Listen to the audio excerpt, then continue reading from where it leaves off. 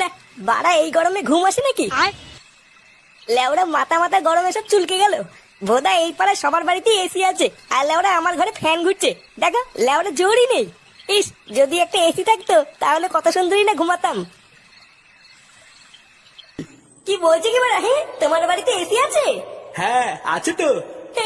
কাকু, তাহলে আমরা একদিন তোমার বাড়িতে ঘুরতে যাবো। হ্যাঁ হ্যাঁ, তোমাদের যখন ইচ্ছে তখন তোমরা চলে এসো। আরে চোদন, আমার তো মনেই নেই।